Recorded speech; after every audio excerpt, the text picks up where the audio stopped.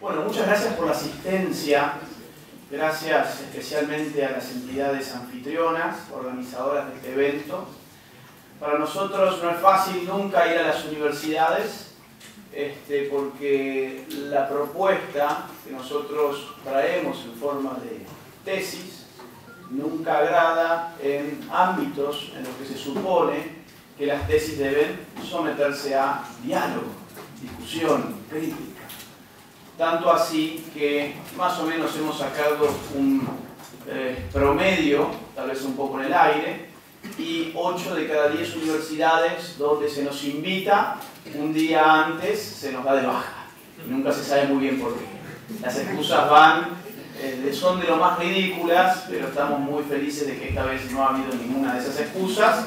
Y la gente que viene a esta universidad y la que no viene a esta universidad también puede disfrutar de aquello para lo cual las universidades han sido pensadas, que es precisamente para pensar. Sea que uno acuerde con aquello que escucha, sea que uno disienta con lo que uno escucha, lo importante es que las universidades brinden varias perspectivas sobre un mismo tema para que la gente en definitiva pueda ser libre y pensar por sí misma entre una pluralidad de tesis que se pone sobre sus manos. Nosotros tenemos una tesis bien concreta y es una tesis que es disruptiva, algunos podrían llamarlo incluso subversiva.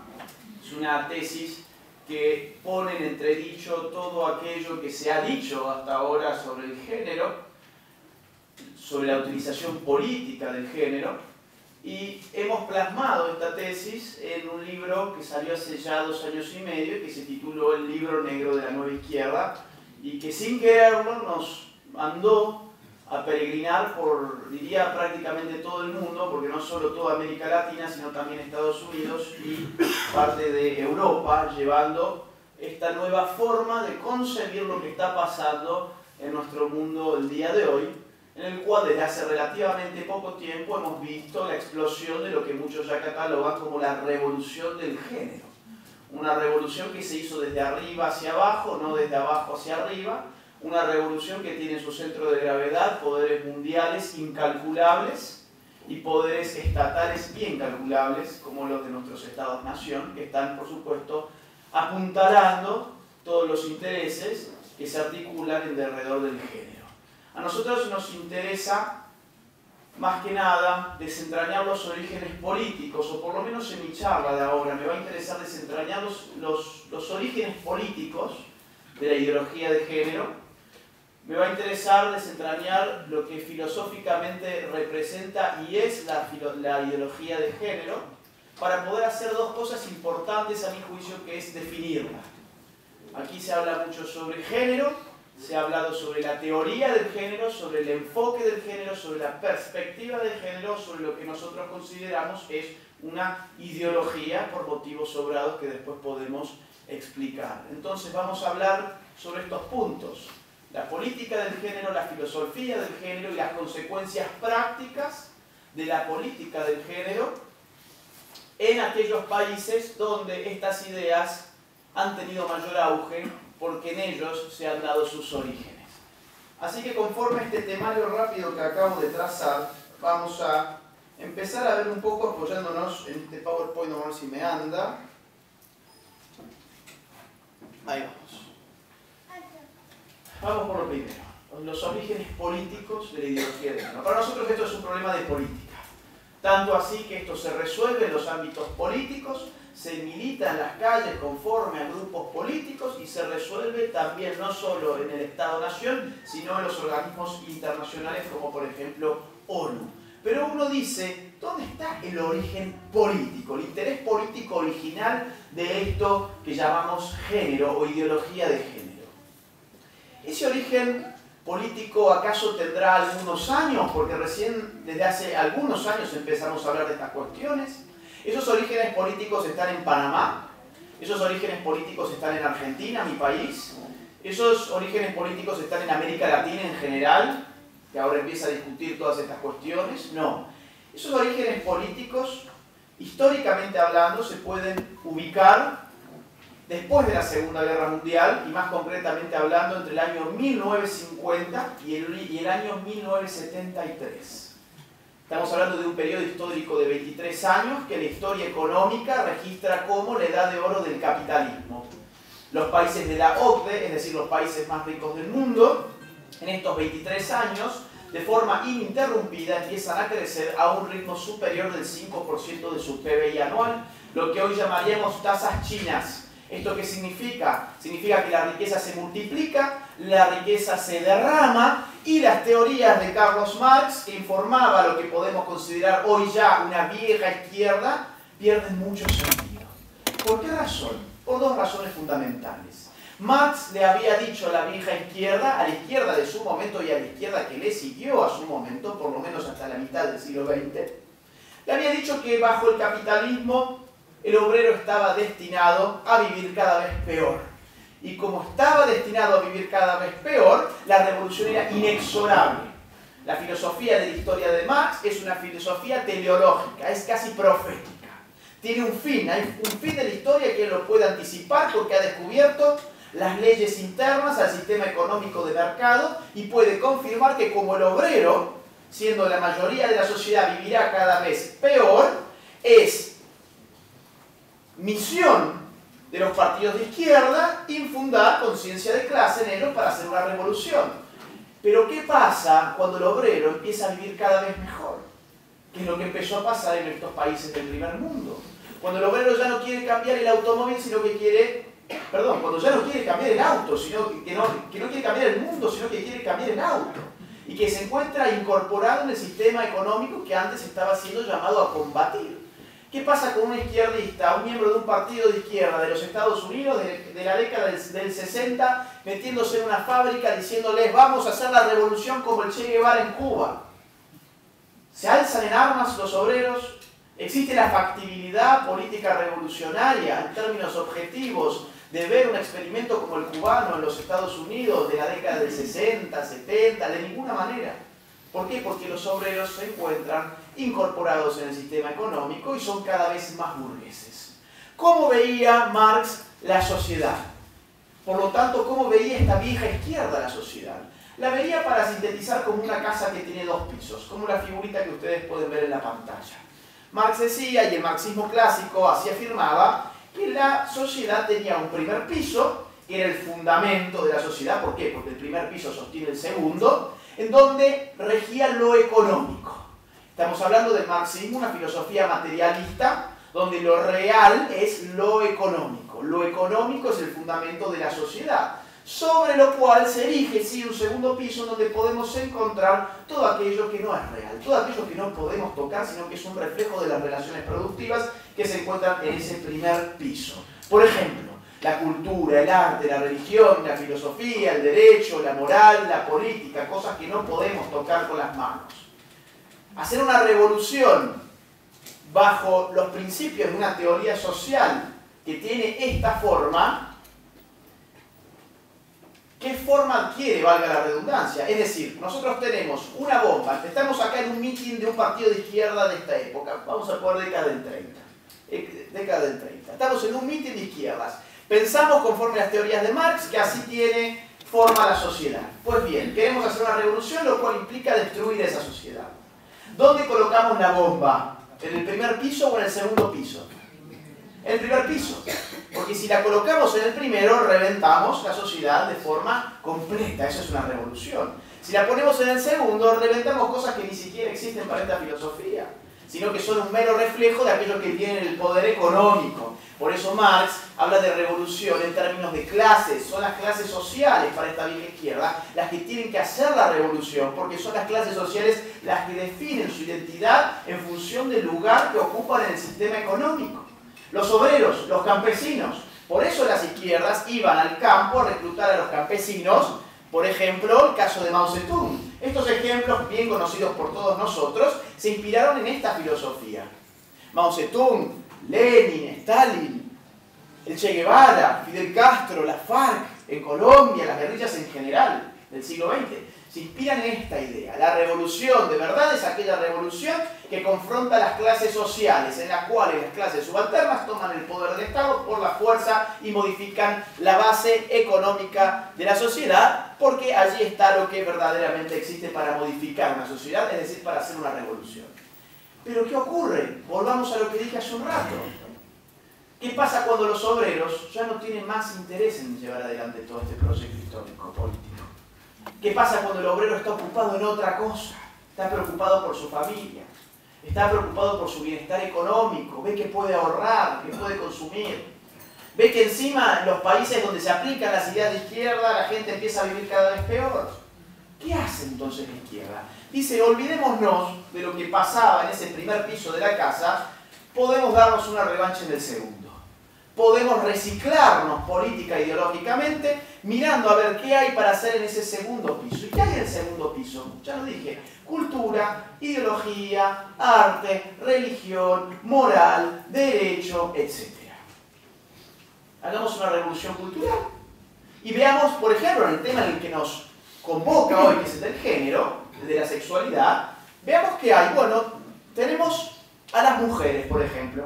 Y así como le decíamos antes a los obreros, obrero, usted está siendo explotado por un patrón a través del sistema capitalista, ahora le digamos a las mujeres, mujer, usted está siendo oprimida por el hombre en abstracto a través de un sistema que se llama el patriarcado. No sé si les suena un poco el discurso.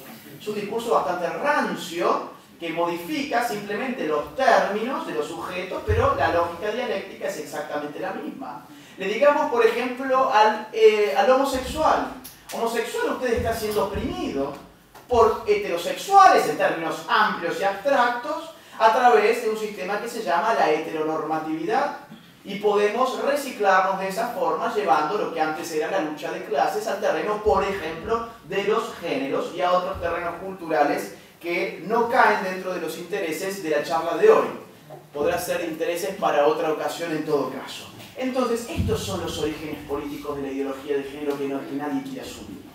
Todos los teóricos de género desde el primer momento han sido personas que han estado inscritas en estas corrientes ideológicas, se han esforzado por reformular a Marx, se han esforzado por llevar la dialéctica al plano de la cultura, y son personas que saben que no son ni de Panamá, ni de Argentina, ni de Chile, ni de Perú. Son personas del primer mundo, de universidades del primer mundo que han reciclado de esta forma desde hace varias décadas, por lo menos desde la década del 50 hasta nuestros tiempos, estas formas revolucionarias.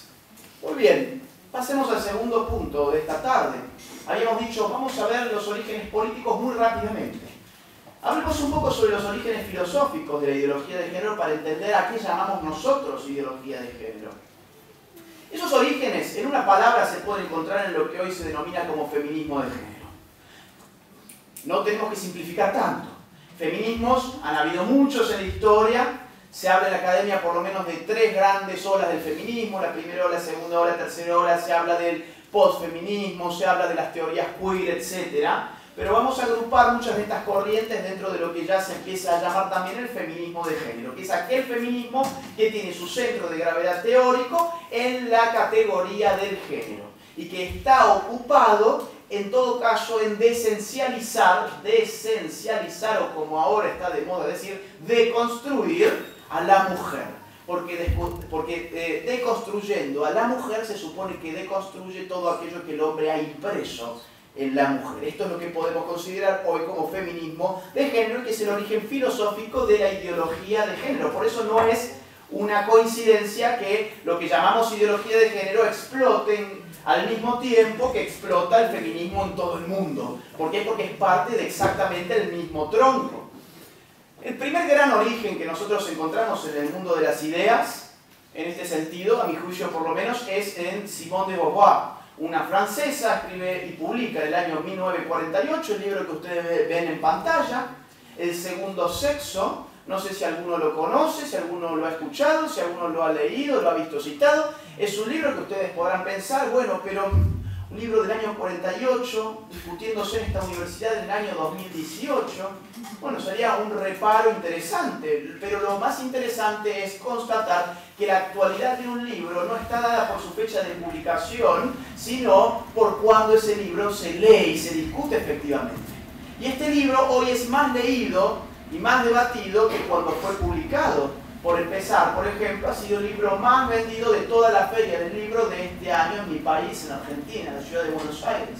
La feria del libro más importante de Argentina, y miren que es inmensa, el libro más vendido de todos fue este, no Dan Brown, no García Márquez, no Vargas Llosa, no Harry Potter, no nada de eso. Ha sido esto. El segundo del sexo, que es un libro bastante gordo, más comparado y más citado que efectivamente leído, pero que va a inmortalizarse por una frase que hoy está en boca de todo el mundo. Esa frase dice, no se nace mujer, llega uno a serlo. Yo no sé si ustedes lo han escuchado, pero está en boca incluso de políticos profesionales. Humberto de la Calle, candidato por la presidencia de Colombia, hace poco en las elecciones dijo, no se nace hombre, llega uno a serlo, parafraseando obviamente a Simón de Beauvoir. Hoy uno citando esta frase va a quedar muy cool, va a quedar espectacular y va a quedar como que encima se leyó el libro, cosa que generalmente no ocurre. Pero ¿por qué tendría que importarnos a nosotros esta frase? Parece inocua, inofensiva. No se nace mujer, llega uno a serlo. Parece, no sé, parte de una canción, de un estribillo, parece una poesía. No. Es una declaración filosófica que tiene su fuerza intelectual importante. No se nace mujer, llega uno a serlo significa no hay nada intrínseco, esencial ni natural en la mujer que la defina sustantivamente hablando como mujer, sino que su condición de mujer está construida por el afuera. Ella es una mujer no porque realmente lo sea, sino porque ha sido hecha de esa forma. Por eso llega a serlo. No es, llega a serlo. ¿Y dónde llega a serlo? Llega a serlo en el marco de las relaciones sociales en las cuales la mujer se incrusta. Relaciones sociales concebidas y diseñadas e implementadas ¿por quién? Estamos hablando de un libro que se llama El Segundo Sexo. Tiene que haber entonces un primer sexo, ¿no? ¿Quién es el primer sexo? El hombre. El hombre ha configurado un sistema de dominación que hace a la mujer ser una mujer para imprimirle las características femeninas de subordinación al orden patriarcal vigente.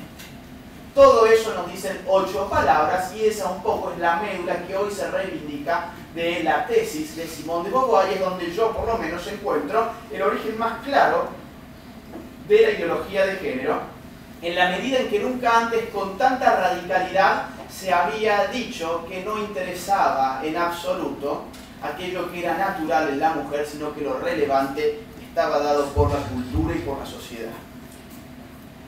Saltamos a la década del 70, vamos a ir viendo algunos autores para ir fijando algunos aspectos teóricos. Vamos a Kate Millett, década del 70 en los Estados Unidos, publica otro de los grandes libros del feminismo radical del siglo XX, política sexual. Ella también tiene su gran tesis, que se puede resumir, como todas las buenas tesis, en muy poquitas palabras. Esas muy poquitas palabras son 4, y dicen lo personal es político. Y hoy todo el mundo también repite, lo personal es político, y uno queda muy intelectual diciendo que lo personal es político.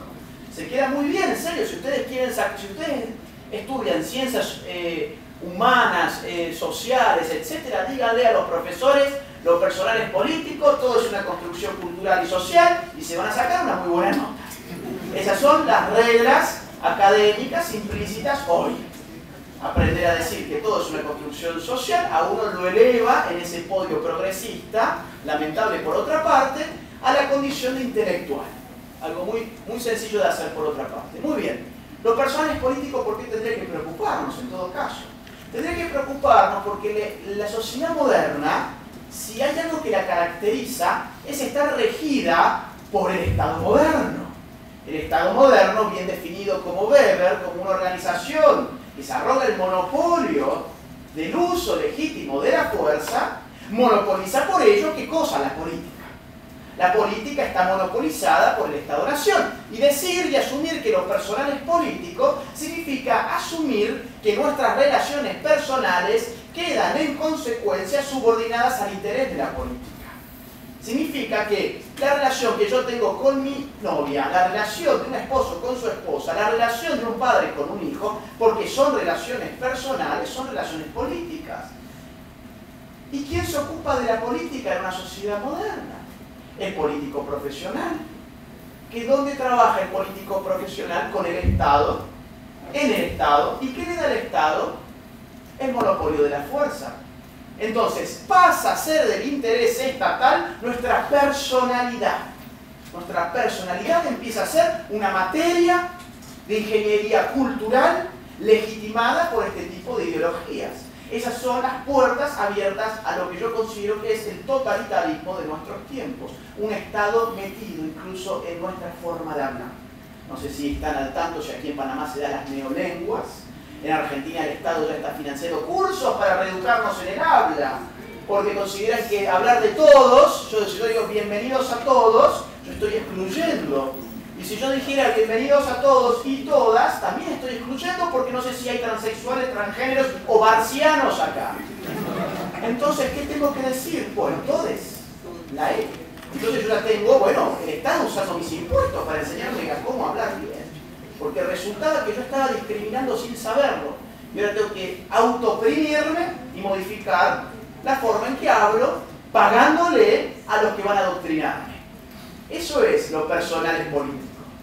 Después vamos a ir a algunos ejemplos un poquito más claros y más concretos. Pero quería comentarles ese aspecto de Argentina, ¿no? Que es un poco la vanguardia en América Latina de todos estos temas.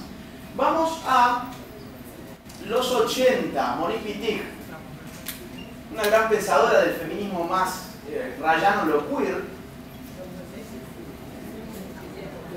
publica una serie de ensayos como el pensamiento heterosexual, que hoy está siendo enseñado en el marco de la educación sexual integral en Argentina. ¿Qué se le enseña a los chicos en Argentina conforme Wittig? Por ejemplo, se les enseña que existe un régimen de heterosexualidad obligatoria. Esa es una teoría de ella y a los chicos de 13 años hoy se la enseñan en el país. Un régimen de heterosexualidad obligatoria que los han obligado a ellos a ser heterosexuales y contra el cual ellos se tienen que rebelar. ¿Cómo? Bueno, probando otras cosas. Entonces yo digo, la función estatal era esa. ¿Desde cuándo? ¿Y desde cuándo hay un régimen de heterosexualidad obligatoria? No existe la obligatoriedad en la medida en que la alternativa no esté prohibida. ¿Y está prohibida la homosexualidad? No. Ella vivió su homosexualidad sin que nadie la moleste. Donde sí la molestaban y molestaban a los homosexuales eran los países que ella reivindicaba, como la China maoísta, por ejemplo. Muy bien, ¿cuál es la tesis? ¿O cuál es la tesis que me interesa a mí traer acá de ella? Es algo más radical todavía que no se nace mujer, llega a un hacerlo. Ella dice, ¿saben qué? En verdad no es tan así. La verdad es que la mujer no existe. La mujer en verdad no existe. ¿Y cómo lo quiere probar ella? Bueno, dice, porque existe la lesbiana. Y la lesbiana no es una mujer, es otro tipo de ser humano, es otro tipo de persona. Pero tiene una función política la lesbiana. Lo escribe muy bien ella en El cuerpo lesbiano, otro de sus grandes libros. Su función política es develar que fuimos adoctrinados por el binarismo sexual. Esto significa, nos habían enseñado que habían dos sexos, hombre y mujer, y ahora resulta que la lesbiana viene a confirmarnos que todo eso era mentira, que fuimos engañados y tenemos que levantarnos contra ese régimen opresor. Y además hay otro truco en el fondo, hay otro truco. Porque si la mujer ya no existe, significa que cualquiera puede autodefinirse como una mujer y significa que necesariamente el feminismo debe fusionarse con el lobby LGBT porque pasa a ser parte de lo mismo. Esto se vio en la ONU, en Beijing, en el Cairo, donde mujeres feministas, sobre todo de Canadá, impusieron en la agenda de ONU Mujeres que las mujeres de la ONU tenían que hacerse cargo de la agenda LGBT porque no había nada esencial dentro de la mujer. Estas son las consecuencias de las teorías, porque muchas veces nosotros tendemos a pensar, incluso a veces como alumnos universitarios, bueno, esto es pura teoría, ¿de qué me sirve? Yo quiero la práctica. Sí, el problema con las ideas políticas es que a veces tienen consecuencias serias, pero ustedes pueden redoblar la apuesta y decirme, pero escúchame, ¿de qué consecuencias serias me estás hablando? Si todos acá sabemos muy bien que la mujer existe y en el mundo todos saben que la mujer existe por más que ella diga que no. Y yo les diría, eso es posible que sea así a nivel consciente. A nivel inconsciente ya estamos empezando a dar por hecho que la mujer como esencia no existe. Les voy a poner algunos ejemplos prácticos para mostrarles el caso. Irene Rotella es un travesti invitado a ONU Mujeres a representar a las mujeres de su país. Esto solamente es posible en un contexto ideológico en el cual hemos dicho la mujer como naturaleza no existe. Entonces, si este señor quiere decir que es una mujer, pues que venga y que represente a las mujeres, y es parte de lo mismo. Cuando cualquiera puede ser algo, ese algo pasa a ser nada. Y eso es lo que ha pasado con la mujer. El feminismo se ha vuelto en contra de ella. La ha reducido ontológicamente a la nada. Esto es en Argentina, otro caso interesante. Sergio cumplió 60 años. En Argentina la mujer se jubila con 60 años y el hombre con 65. Pero ocurre que Sergio ya no quiere trabajar más y sabe hackear el sistema. Sabe hackear. Entonces, ¿qué dice? Yo no soy Sergio, yo soy Sergia. Ni siquiera tiene el decoro de llamarse Marta. Se llama Sergia. Cambia la O por la O. Ni se afeitó. Fue así. Dice, bueno, cámbieme por favor el sexo. Tengo ganas de ya irme a mi casa tranquilo, en paz, a disfrutar de mis cosas. Pero, ¿qué me interesa de esto, más que nada? Claro, obviamente, esto es una consecuencia de asumir que la mujer no existe. Efectivamente. Pero a mí me interesa la bajada de línea de la noticia del diario más importante de la Argentina, que es Clarín. La bajada de línea dice que la directora estatal de ANSES, es un organismo estatal, vinculado con el sistema previsional justamente, dice: no estamos acá para juzgar. Reparemos un poco en esa frase. No estamos acá para juzgar. ¿Para juzgar qué cosa? Para juzgar si Sergio es Sergio o Sergio es Sergia. O quién es Sergio o quién es Sergia. No estamos acá para juzgar significa no estamos acá para discernir. Porque hemos decretado que la realidad no tiene ninguna sustancia. Que la realidad es simplemente una función de lo que cada uno diga que es la realidad. Y que todos tenemos que someternos a los dictados caprichosos de ciertas minorías. Entonces no estamos acá para juzgar. No estamos acá para juzgar, no estamos acá para discernir. Es decir, no estamos acá para pensar. Lo que hace la ideología de género es imposibilitar el análisis crítico. Yo empecé diciendo que en las universidades a nosotros en general no nos dejan entrar. Ustedes no van a ver acá nada raro, no sé, digamos, más que hablar sobre estos casos, que yo creo que tienen que ser hablados y discutidos. No van a ver que yo esté llamando a que lo maten a Sergio. Así que no se haga ninguna especie de cuento con todo eso. Pero en las universidades estas cosas no se pueden discutir. ¿Por qué? Porque anulan el juicio crítico. Por eso la respuesta es: no estamos acá para juzgar. No sabemos si Sergio es Sergia. Es un hacker. Es un hacker. No sabemos si es Sergio o Sergia. No lo podemos decir. La realidad se funda en lo que él dice que es la realidad. Así que estafe a los argentinos, por favor, y váyase a su casa sin trabajar 5 años antes, cobrando lo que no le corresponde. En Argentina también. En la Liga de Hockey Femenino, por orden de la justicia, ordenó fichar a un transexual a sus intereses identitarios. Es decir, no podemos estar sometiendo a los clubes de hockey a las fantasías de una persona. Entonces ahí está el problema. En una sociedad libre, uno podría percibirse como quisiera, de la misma forma que los demás podremos percibirlo como creemos que efectivamente es. Y esto está pasando en todo el mundo. Bueno, un adolescente transexual gana una competición en la categoría femenina de atletismo. Un hombre transgénero campeón de levantamiento de peso en Australia. Ejemplos que parecen icónicos. Levantaba pesos con los hombres, no le iba muy bien, se pasó con las mujeres y ganó la medallita de oro. Un tramposo bárbaro, además, ¿no? Fíjense cómo se vuelve contra las mujeres, en verdad. De triunfar en el balonmano masculino, jugar al fútbol femenino australiano. 2 noticias separadas por 6 meses. La primera, en marzo del 2017, trasladan a un violador a una cárcel de mujeres tras su cambio de sexo. 6 meses más tarde, aíslan por conducta obscena a un violador transgénero que cumple pena en una cárcel femenina. Y uno dice, bueno, ¿qué esperaban? Es decir, ¿qué ocurrió? ¿Qué ocurrió? Un tipo viola mujeres, lo van a meter preso y dice: ojo que yo soy tan mujer como las mujeres que violé. Bueno, no estamos acá para jugar. Vaya entonces ¿a dónde? A la cárcel con las mujeres. Hace exactamente lo mismo y bueno, ¿y qué pasa ahora? Está aislado. No es siquiera que volvió a la cárcel de hombres. Está aislado porque no se sabe qué hacer.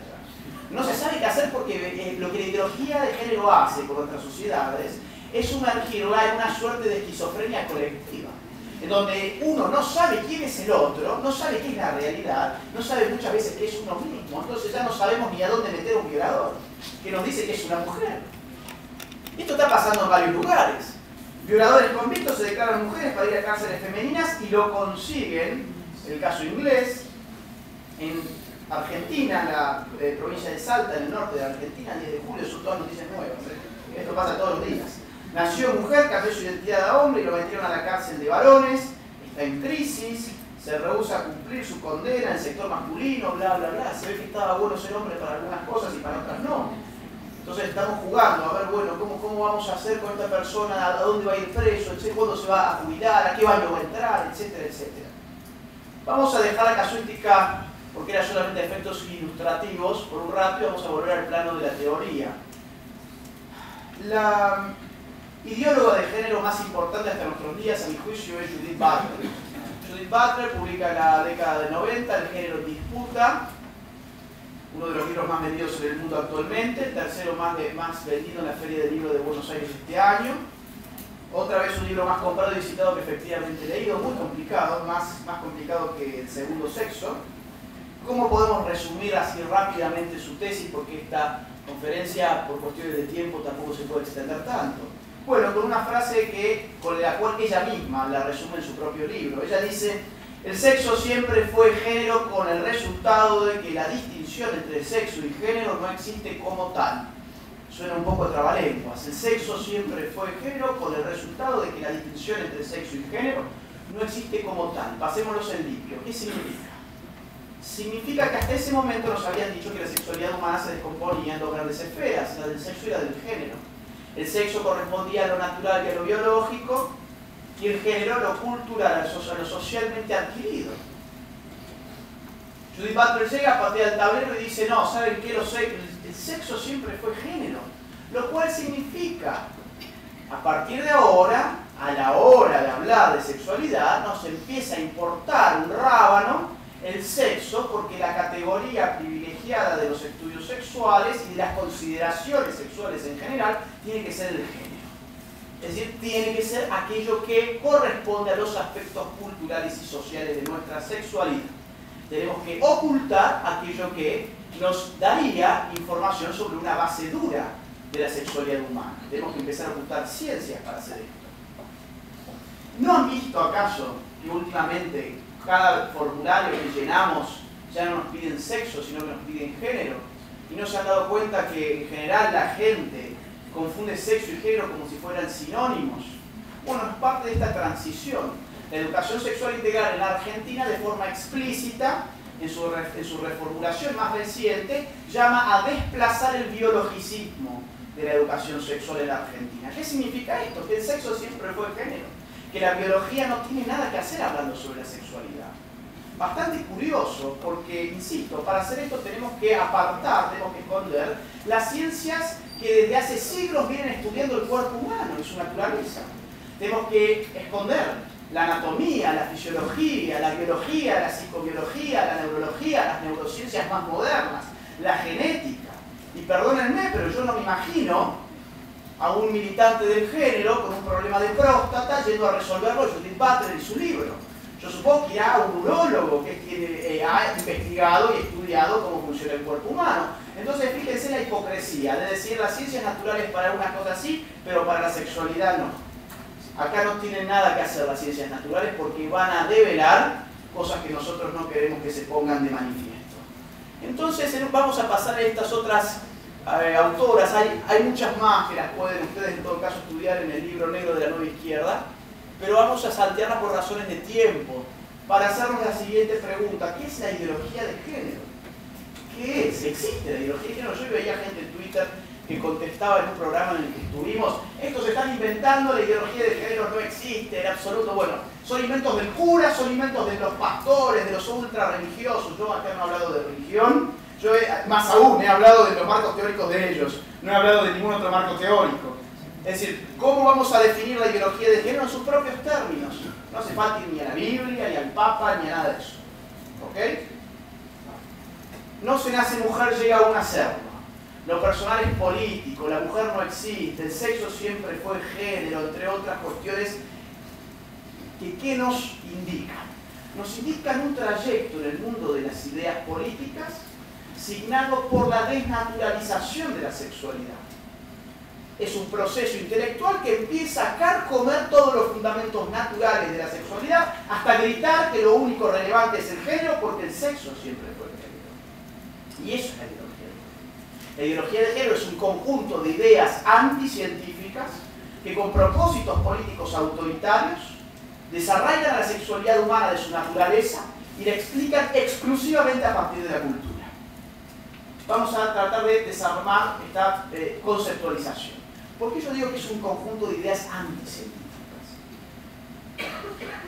Por algo que dije recientemente, que es que para hacerlas hegemónicas, dominantes, necesitamos ocultar evidencia científica. Necesitamos desplazar evidencia científica. Necesitamos esconder incluso las ciencias más modernas. Necesitamos acabar con los resultados del genoma humano. El experimento genético más avanzado que tiene el hombre, que ha mapeado genéticamente hasta el último gen, valga la redundancia, del cuerpo humano. Y a partir del cual se han encontrado diferencias sustanciales en la composición genética entre hombre y mujer, por ejemplo. Si tengo que acabar con esto. Tengo que acabar con las ciencias para enseñar que la sexualidad ha sido construida culturalmente y nosotros necesitamos liberarnos de esa construcción autopercibiéndonos. Y que yo como individuo puedo definir mi sexualidad diciendo, ¿sabes qué? Yo no soy Agustín, yo soy Agustina y ahora me siento liberado. Esto es la ideología de género. Pero nosotros, a ver, y aparte por otro tema más, ¿cómo es eso de que no se nace mujer, llega uno a ser? Uno es hombre o mujer antes de nacer y lo va a seguir siendo después de la muerte. Y esto no tiene connotaciones religiosas ni bíblicas, yo estoy hablando de la corporalidad, de la materia humana, no del espíritu. El espíritu es asunto de los teólogos. Yo no soy teólogo, no tengo nada que hacer allí. ¿Por qué digo esto? Bueno, porque conforme a la medicina más moderna, ya hemos conocido cómo empezamos a sexualizarnos intrauterinamente. Las primeras grandes descargas hormonales las recibimos intrauterinamente, adentro del cuerpo de nuestra madre. Hasta el punto que hoy tenemos la tecnología médica para que con una simple ecografía la madre pueda conocer el sexo de su niño o de su niña, o de su niño trans. ¿Cuál es el resultado que nos va a arrojar hacer este tipo de experimento médico, digamos? Entonces vamos, y por otro lado, ¿por qué digo que después de la muerte? Yo estoy hablando de mi cuerpo, claro, imaginémonos, ¿dónde va a estar mi cuerpo de acá a 200 años? En un ataúd. Mi cuerpo va a ser un resto de huesos.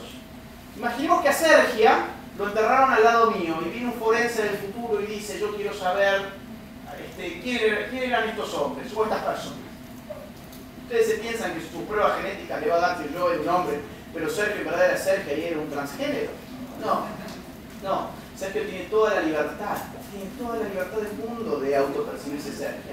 Lo que no tiene es el derecho a imponerle a los demás sus fantasías y a prohibirles y a coartarles la libertad de expresión, como ya estamos viendo en muchos países del mundo, y a financiarles sus fantasías. Porque acá, a ver, vamos a ser claros. Si mi amigo que está acá sentado en la primera fila nos asegura que es Superman, él se autopercibe como Superman, muy bien, será un problema suyo y de su hija que está ahí sentada. Y quizás de su psiquiatra sirva al psiquiatra, no lo sé. Un problema suyo, muy bien. Y él dice que si va a un rascacielos y se sube al 10º piso y se tira, va a seguir volando. Bueno, qué sé yo, será un tema suyo.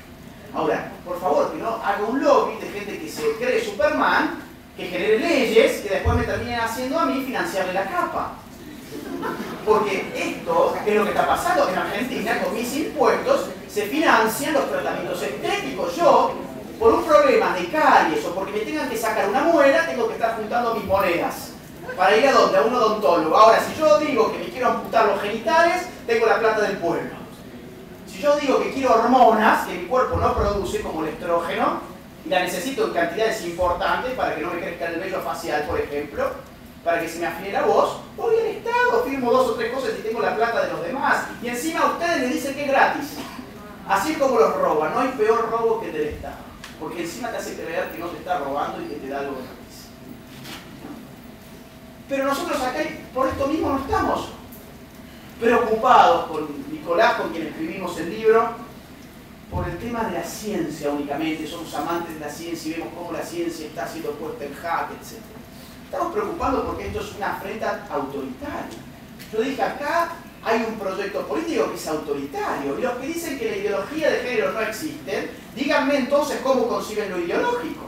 Porque si lo concebimos en sus términos clásicos, esto es ideología como un espejo que nos devuelve una imagen invertida, Carlos Marx, la acepción clásica, Mannheim, de la ideología era esa. Es un conjunto de ideas que invierte la realidad. Nos muestran el mundo de una forma que no es. Si lo concebimos de esa forma, la teoría del género, tal como es expuesta actualmente, es ideológica. Y si la consideramos a la ideología en su acepción politológica, esto es como un sistema de ideas que al margen de su veracidad o falsedad sirven para catalizar la movilización política de grupos sociales específicos, entonces la teoría del género también es ideología. Porque la teoría del género ha servido para catalizar, en términos amplios, dos grandes grupos sociales, el lobby LGBT y el feminismo más radical. Entonces dígame, ¿existe o no existe la ideología de género cuando en mis calles veo grafitis, esos de Argentina, mata a tu papá, a tu novio y a tu hermano? En el marco de una marcha que dice no a la violencia de género y te escriben eso. O díganme dónde no existe la ideología en una revista como National Geographic que usa a un niño de 7 años bajo el título de la revolución de los niños trans, el que ven allí, diciendo que él en verdad es una nena, cuando sabemos, conforme a la psicología, que la identidad sexual no se empieza a establecer y a anclar, digamos, sino hasta los 16, 17 o 18 años. Estamos usando a niños de 7 años como instrumento político de adultos pervertidos para publicitarlos en revistas tan importantes como estas. O afirmar que ese nenito que tiene 3 o 4 años ahora es esa nena que es un niño trans. O los experimentos que se están haciendo en los Estados Unidos hoy en día con más de 30 chicas de 12 años a las cuales se les ha extirpado las mamas. Más de 12 años les quitan las mamas porque les han dicho que son niños trans. Entonces, ¿cómo que no existe la ideología? Que no está enfrente de todos nosotros. Y fíjense qué autoritaria es. Algunos ejemplos prácticos de lo que está pasando en el mundo. Gran Bretaña. Hace 1 año y medio llega una mujer a una clínica porque está embarazada. Pero resulta que ella se autopercibe como un hombre y los médicos cometen una falla. Le dicen, felicitaciones señora, usted va a ser madre. Ella se ofende como madre, como señora. Yo soy un señor, soy en todo caso padre. Se ofende. Vieron que hoy todo el mundo se ofende por todo. Y el lobby LGBT se moviliza. ¿Y qué hace? Presiona. ¿Dónde? En la Asociación de Médicos Británicos, que termina bajando un manual de lenguaje médico en el cual hoy se les prohíbe a los médicos británicos decir la palabra mamá, papá, hombre y mujer. Fíjense la liberación. Vamos a ir viendo cómo cada liberación implica una prohibición. Una paradoja obviamente inaceptable. Un pueblo francés prohíbe la palabra mademoiselle por presiones feministas. ¿Qué significa esa palabra en francés? Significa señorita. ¿Cuál es el problema con la palabra señorita? Bueno, que no existe señorito, entonces no hay igualdad de género, por un lado. Y por otro lado, que señorita es un micromachismo porque tiene la función política de develar el estado civil de la mujer. Yo le digo a ella señorita porque inconscientemente les estoy transmitiendo a ustedes un mensaje de que ella está soltera. Y como todos somos machos, bueno, imagínense ustedes. Entonces, ¿qué tiene que hacer el Estado? Prohibir. ¿Para qué? Para liberar. Fíjense, lo personal es político y qué más personal que la forma en que hablamos. ¿Desde cuándo la soberanía del Estado alcanza nuestra lengua? Canadá se aprobó una ley que castiga severamente a quienes usen pronombres de género equivocados. ¿Esto qué significa? A ver, si estamos en Canadá, vamos a suponer que esta charla estuviera siendo dada en Canadá, cosa que hoy sería imposible. Esto estaría prohibido y yo podría ir preso. ¿Ok? Pero vamos a suponer que yo me autopercibo como Agustina. Y que alguien del público se refiere a mí como él en vez de como ella. ¿Qué está haciendo? Está usando un pronombre de género equivocado. Yo en Canadá lo puedo judicializar y esa persona puede ir hasta 6 meses a la cárcel. Hasta 6 meses preso. No hay ideología de género sin represión estatal. No hay ideología de género sin estatismo, acorazando con coerción estos postulados ideológicos. Si no hubiese estado atrás de la ideología de género, la ideología de género sería algo así como el tarot. Un grupo de gente que se autoengaña y que piensa que con las cartas puede adivinar el futuro. Bueno, un tipo que se autopercibe de una forma, otro de otro, tiene toda la libertad del mundo de hacerlo, como el tarotista tiene toda la libertad del mundo de tirar las cartas. Pero acá hay algo que es peligroso, que es el Estado. Bueno, esto fue en España, otro de los casos emblemáticos. Un autobús sale por las calles de Madrid con una inscripción que dice: los niños tienen pene, las niñas tienen vulva, que no te engañen. Y eso fue un crimen de odio. Decir que los niños tienen pene y las niñas tienen vulva, hoy en España es un crimen de odio. Le quitaron, un fiscal salió a las 24 horas, una orden judicial para prohibir la circulación de ese autobús, lo que implica prohibirle la palabra, la expresión a la Fundación Hazte Oír. Hazte Oír. Pareja cristiana pagará multa de $150.000 por no hacer pastel para boda gay. Esto fue en Oregon, en Estados Unidos. ¿Qué pasó? Una pareja se va a casar y va a una pastelería cristiana. Y los cristianos de la pastelería le dicen: oigan, muy bien por ustedes, está todo muy bien, pero no queremos ser parte de la boda por nuestras convicciones religiosas. No queremos ser parte de la boda. Tiene un montón de pastelerías a las cuales ustedes pueden ir. No, nosotros queremos que vos seas parte de la boda. Y si no, te la vas a ver con el Estado. Y se la vieron con el Estado. Y miren cómo se la vieron, lo fundieron. Entonces, ¿qué perdieron? Bueno, lo que perdieron fue libertad de culto, libertad de conciencia, libertad económica, que incluye el derecho comercial y no comercial con quien yo quiera o con quien yo no quiera. Libertades antiquísimas. Y encima nos venden esto con la máscara del progreso. Nos dicen que progresamos, aniquilando derechos fundamentales que hemos conquistado desde hace siglos.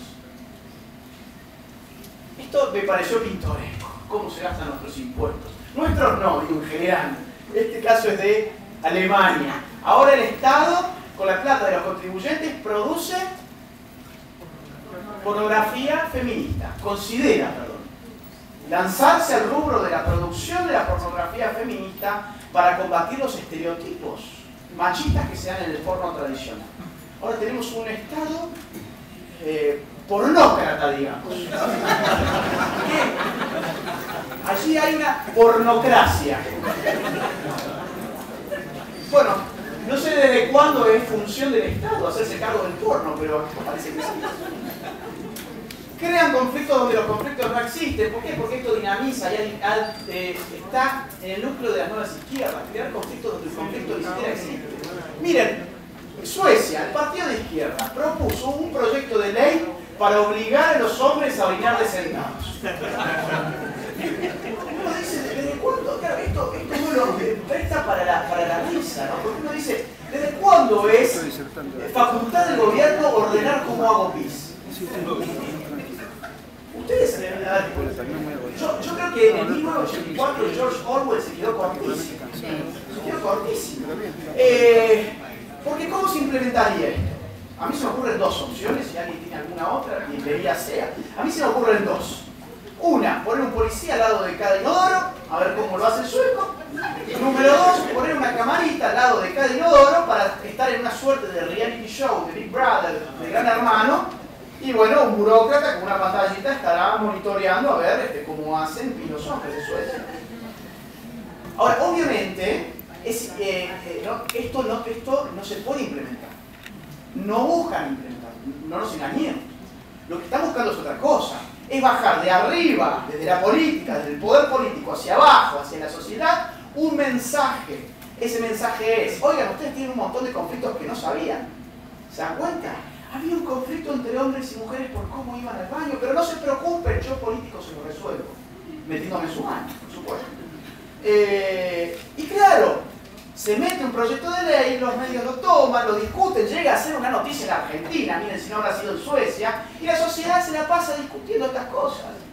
Así como ahora discutimos, a ver, hoy estuvimos en la asamblea y nos pregunta, no sé, un técnico de la asamblea qué pensamos sobre a dónde tiene que ir al baño la gente. Es decir, según su sexo, según su género. Yo digo, esas son las preocupaciones del pueblo que se representan acá. A ver, el pueblo que se representa en la asamblea está preocupado por a dónde tiene que ir al baño y necesita de un político que le diga, no, bueno, a ver, en verdad los hombres pueden meterse en lo de las chicas y las chicas en la de los hombres, o en verdad es así y es así. No, Estas son cosas para distraer a la gente de los asuntos verdaderamente importantes. Al laburante no le interesa esto, no le interesa en absoluto, no le interesa en todes. Pero esto es para distraer a la gente y para manipularla. Porque recuerden una máxima muy importante de la ciencia política: divide y reinarás. El conflicto es la base del poder. El gobierno vasco busca prohibir el fútbol en los colegios por ser una actividad sexista. Y ahora nos enteramos que en el fútbol hay sexismo y que el fútbol implica un conflicto de género. Nunca lo habíamos sabido antes, miren ustedes. ¿Y ahora qué? Tenemos que liberarlos a los chicos de esta carga sexista. ¿Cómo? Prohibiendo. Prohibiendo que el fútbol. Ahora yo me pregunto, ¿no es cierto que en Occidente las mujeres pueden jugar al fútbol y tienen sus ligas de hockey, sus ligas de fútbol femenino? Las tienen, juegan muy bien incluso, muchas de ellas. Yo juego pésimo, pero bueno, eso es otro tema. Y no es cierto que los niños muchas veces juegan incluso fútbol mixto dentro de los colegios. Es una actividad intersexual entre los sexos. Y ahora resulta que no, que esto es, digamos, va contra la igualdad de los sexos, como dice por allí abajo. Se crean conflictos donde no existen porque ellos viven del conflicto. Y nosotros se los pagamos. Se está atentando contra los derechos humanos de los padres de familia a educar a sus hijos en las convicciones y en los valores familiares. Digo derecho humano porque esto está protegido por pactos, numerosos pactos internacionales en la materia. Educación a la alemana, enseñan a los niños sexo analizado en las escuelas. Escuelas de Chicago enseñan sexo anal a alumnos de 5º grado. Un padre estadounidense acaba en la cárcel por pedir que no se adoctrine a su hijo en la homosexualidad. Canadá quitará la custodia a los padres que se opongan a la agenda LGTBI. Claro. A ver, si nosotros asumimos, vuelvo, a que lo personal era político, la relación de un padre con su hijo, por ser personal, es política. Lo cual significa que si al político no le gusta la relación personal que vos tenés con tu hijo, entonces tu hijo deja de ser tuyo. Tu hijo en última instancia es del Estado. Y si vos educás en valores que no son los hegemónicamente establecidos en ese Estado, entonces te la vas a ver contra ese Estado, que te va a poder sacar a tu niño y ponerlo en otra familia. Esto está pasando en muchos lugares del mundo en este sentido, donde más ha avanzado toda esta suerte de tiranía invisible. Bueno, se están habilitando y legitimando una serie de perversiones en estos lugares del mundo conforme a esta misma ideología. Vamos a poner 3 ejemplos rápidos. Holanda legaliza un partido que defiende la pederastia, es decir, un partido que defiende las relaciones sexuales entre adultos y niños. Tenemos un montón de casos en Europa al respecto, pero yo traigo uno por temas de tiempo. Canadá, Corte Suprema, legaliza parcialmente el sexo con animales, la zoofilia. La juventud del Partido Liberal Sueco defiende legalizar la necrofilia, sexo con cadáveres. Y el incesto, relaciones sexuales con parientes próximos, la mamá con el hijo, el hermano con la hermana, el padre con la hija y así. Y uno dice, bueno, pero pará, ¿qué tiene que ver todo esto con la ideología de género que habías planteado? Acá en Panamá existirá, no sé, el grupo LGBT. Sí, pero ese grupo LGBT ha empezado a incrementar sus siglas, yo no sé si ustedes han visto. LGBT, LGBTQ, LGBTQI, LGBTTQI, y ahora ya se cansaron y pusieron LGBTTQI+. Pero bueno, lo que le falta es el símbolo infinito, ese 8 dado vuelta, ¿viste? Ya está, cartón lleno. Claro, ¿qué es ese más? Ese más es precisamente esto. Ese más es la ideología de género. Al deconstruir la sexualidad humana, significa que esa sexualidad queda abierta a todo lo que queramos legitimar. Porque lo único que nos impone límites en esta vida es aquello que corresponde al orden de lo natural. ¿Qué me impide a mí tirarme de un 10º piso? Que hay una ley natural que se llama gravedad, que me va a hacer que yo me reviente por más que me autoperciba como un pajarito. Entonces, ¿qué es lo que es la construcción de un hombre? La cultura. La cultura es lo que el hombre hace. Etimológicamente viene de cultivo. Los agricultores, cultores, ¿de qué? De la tierra. Son los que hacen en la tierra. La cultura es lo que el hombre hace. Y decir que el sexo siempre fue género es decir que la sexualidad está hecha por el hombre. Vamos a poner un ejemplo. ¿Qué bien meramente cultural se nos puede ocurrir en este momento? Un semáforo. Un semáforo es un bien meramente cultural. ¿Por qué? Porque no se cayó de ningún árbol, no nació de la tierra, no salió de la panza de nadie, la hizo el hombre. Lo hizo el hombre. ¿Cómo funciona un semáforo? Tiene 3 colores: rojo, amarillo y verde. yo les pregunto a ustedes, ¿podríamos haberlo hecho azul, fucsia y marrón? Claro, ¿por qué? Porque fue una convención, fue una arbitrariedad, nos pusimos de acuerdo, bueno, esto va a ser un semáforo y esto va a funcionar así. El rojo va a significar esto, el amarillo aquello y el verde esto otro. Pero así podría haber sido el azul, el fucsia, el morado, lo que nosotros quisiéramos, o ni siquiera colores, símbolos. Eso es la cultura. Decir que el sexo siempre fue género es decir que la sexualidad funciona como el semáforo, que es completamente arbitrario. Y queda abierta, insisto, la legitimación de la conducta sexual que a nosotros se nos ocurra. Ese avance va a estar dado en todo caso en función del poder de lobby que estos grupos específicos tengan en cada lugar. En los Estados Unidos, por ejemplo, uno se puede encontrar con la NAMBLA, la pueden buscar por internet. NAMBLA, indexada en Google, un grupo de pedófilos que suben notas a favor de la pedofilia y toda una serie de cuestiones y hacen lobby, digamos, pro sexo intergeneracional, como le llaman ellos, porque también hay aquí una guerra con las palabras, y lo van a ver todo fundamentado con los conceptos del género. Y sí, da para eso, efectivamente. Y además, si yo hoy les puedo decir a ustedes, ¿saben qué? Yo no soy Agustín, yo soy Agustina, hasta ahí todo bien, es un tema mío, ¿ok? Pero yo con el poder del Estado ahora les puedo decir a ustedes, y ustedes van a tratarme como, ustedes van a estar sujetos a lo que yo digo que es la realidad. Y en el caso de Argentina, si alguien de ustedes dice que la realidad no es lo que yo digo, ustedes van a tener muchos problemas con la justicia. Y además ustedes van a pagar lo que yo quiera que ustedes paguen en mi cuerpo. Si yo puedo hacer todo eso, ¿por qué yo no podría al corto plazo decir que además de ser Agustina, yo soy Agustina y tengo 6 años? Y quiero ir al colegio con sus hijos. Y tengo 6 años, pero si la realidad se define en función de lo que yo digo que es la realidad. O que son niños fóbicos y me van a excluir y discriminar por ser una niña encerrada en el cuerpo de un adulto. Y ustedes van a pensar que yo exagero y ya se están empezando a dar casos en ese sentido. Ya se están empezando a dar casos. Bueno, la pedofilia es otra orientación sexual como la homosexualidad, dicen psicólogos del Parlamento canadiense, pero bueno, más allá de eso, este caso que viene. La increíble transformación de un hombre de 52 años en una niña. Esto fue en Canadá, en 2015. Son noticias bastante frescas. Claro, a ver, vamos a tratar de focalizar la cuestión. El problema no es este hombre, no es el problema ese hombre. En todo caso, ese hombre tiene un problema, que es otra cosa. Pero el problema no es ese hombre. El problema en este caso es ese medio de comunicación que engaña hacia la gente. Porque los grandes medios de comunicación están jugando a favor de todo esto. Lean la increíble transformación. Díganme qué tiene de increíble esto. ¿Qué tiene de transformación? A ver, es un tipo de 52 años que se puso una peluca y una ropita de nena, nada más. No se transformó en absolutamente nada. Es más difícil ser, pena es lástima allí en Argentina, acá creo que es otra cosa. Mucha lástima tiene que darnos todo esto, ¿no? Si nos hace llorar, mucho mejor. Entonces ella dice, es más difícil ser transracial que transgénero. Escritora que se identifica como afroamericana. Bueno, 100 operaciones y 50.000 euros para convertirse en un alien asexuado en Europa.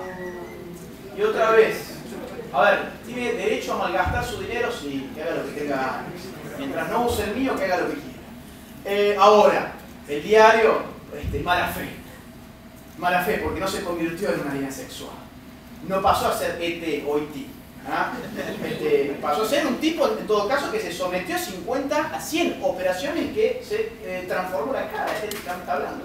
Nada más, pero la ideología de género es eso, es la estupidización de la gente.